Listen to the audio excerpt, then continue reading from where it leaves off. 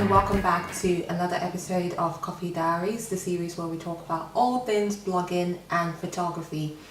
Today we are going to be talking about the followers. Do the followers matter?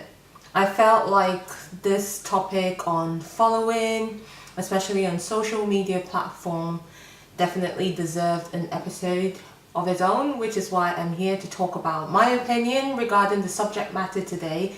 And I hope that some of you might be able to connect or relate with what I have to say on the issue. So do let me know your thoughts in the comment box down below. In the meantime, you can always tweet me on Twitter at Mossonyi, follow me on Instagram, and ask me questions so we can get the podcast to be very interactive like it was intended to be, because I do want to have this two-way conversation with a lot of you who watch the series and get a lot from it. I do believe you guys have questions, so do not be shy to ask me questions. Tweet me at Mossonyi or at My Coffee Diaries on Twitter, and I will try my best to tackle any questions you guys have in upcoming episodes. So let's go back to today's topic.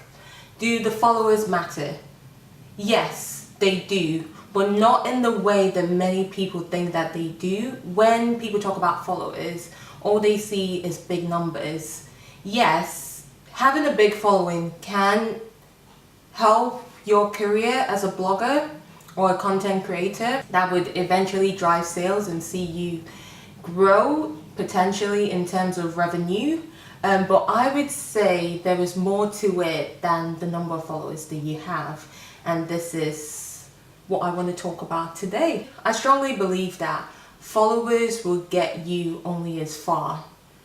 But if you have a stronger brand, and if you know me and you've been watching this series, you would know that branding is something that I focus on heavily.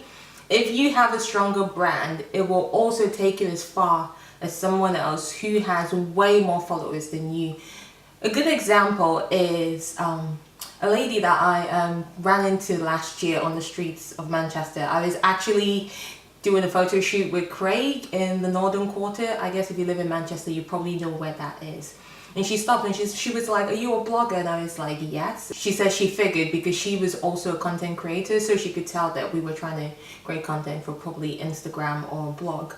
And at the time when I met her, I believe we started following each other on social media. And she had around 5,000 followers. But you could see that she had a really strong brand. Eventually, she went on to do a documentary with the BBC where she shared her story. I've always said your branding has to do with you as a person and your story. It is your story that people will be able to connect with. And that is what makes your brand what it is and unique to you alone. She was able to share her journey about the tumor that she had and she'd been living with, and how it affected the way she dressed because of it.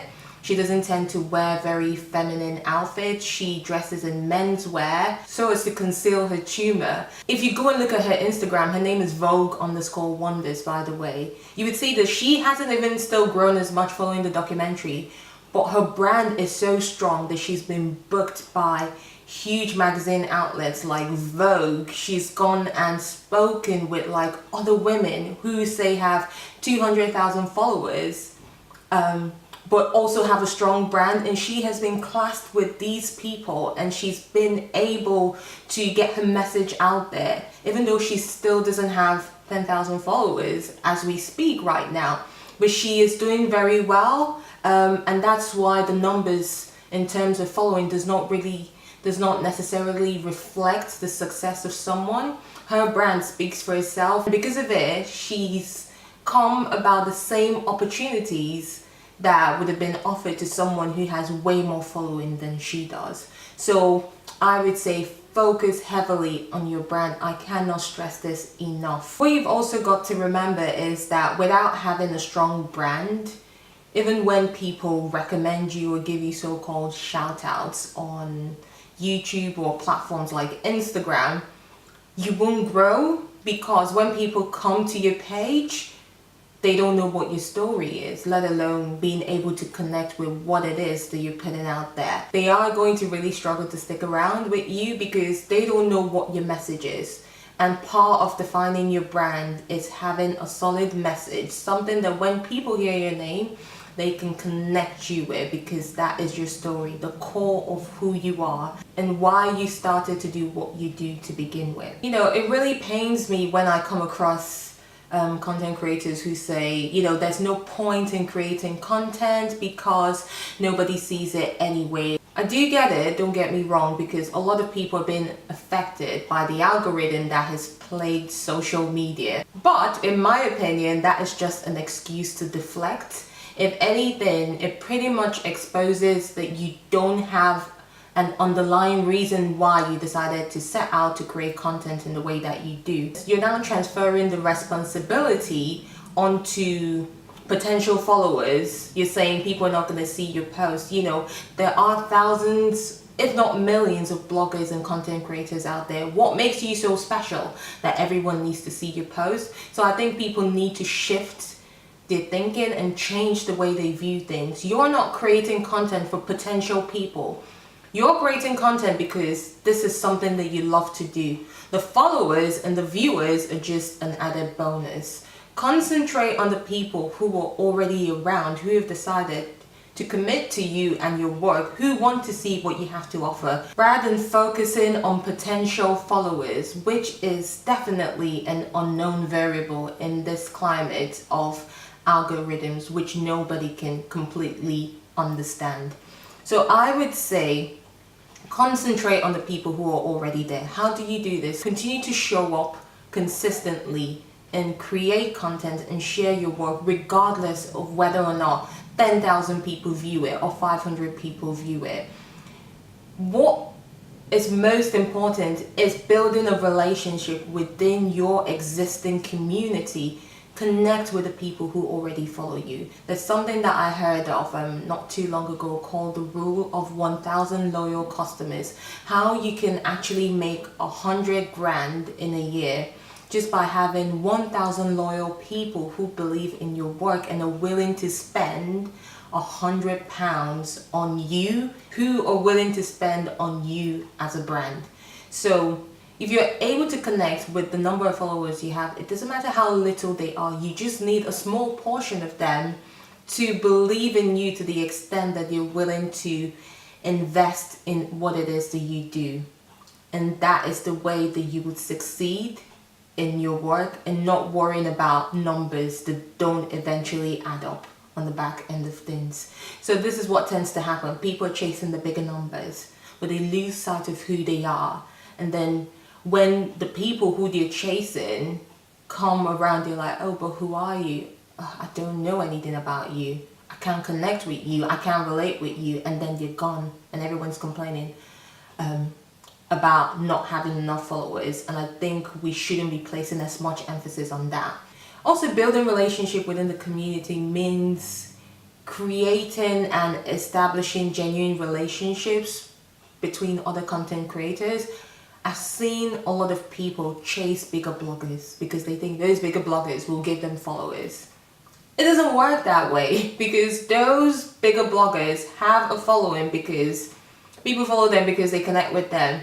You don't have any brand. No amount of shouter from this blogger will give you the same amount of followers that they have. So you begin to lose sight of yourself as a brand, and you almost become known in the industry for just chasing people for numbers, which reflects badly on people. I would say a lot of bloggers, especially bigger bloggers, tend to keep their circle of content creator friends very close, because they know that there are people who are looking to take advantage of them and only just want to use them for their numbers and not necessarily connect with them in a way that something beautiful or something real can come out of it. And so people are quite wary. I would say do not be one of those people who just chase people for numbers. No, it's not good.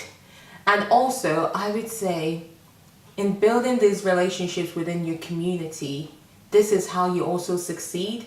Because the amount of times I've referred my fellow content creators that I do have solid relationships with, because I understand their brand, so I can recommend them to the brands that I've worked with to say, hey, check out this person, because I feel like their brand aligns with yours and you guys could collaborate as well together, these referrals and the people you surround yourself with actually give you a standing within the community. You get grouped with the same individuals who would be seen as trendsetters in the industry, people who have a voice in the industry, people who people can connect with, people who have a strong brand.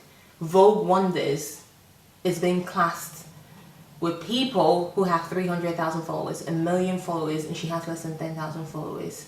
This goes to show you it really has nothing to do with the numbers, but more about who you are as a brand and if people can connect with your message. So I challenge you to go back and really rethink your strategy, because you do not create content for an unknown variable, which is potential future followers, because that is something you can never determine. You can't force people to follow you. What you should do is go back to your reason why you wanted to create content in the first place, connect with it, and continue to put out that content consistently.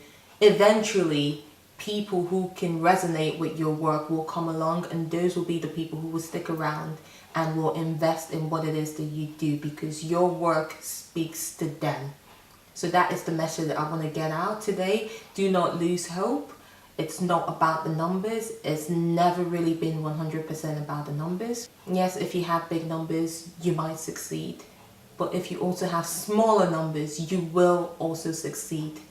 But that takes a lot of time and work and consistency, and you have to be willing to do it, regardless of whether or not one person sees it, or 10 people see it, or millions of people see it. Just show up and do what it is that you love to do, and the rest will follow. I hope you found this episode quite useful. I know I do go on about branding, but I feel like it is a message that I'm trying to get into people's head, because people tend to get lost in the numbers, and I do feel sorry for people because you're going around in circles not knowing that if they just focus on this one thing, every other thing else will be added onto them. So thanks for watching as always, and connect with me on Instagram at Mossonyi, on Twitter at Mossonyi, and for the show it's My Coffee Diaries. I look forward to speaking to you guys soon. Just leave any questions that you have in the comment box down below, or DM me on social media, and I will see you guys next time. Bye!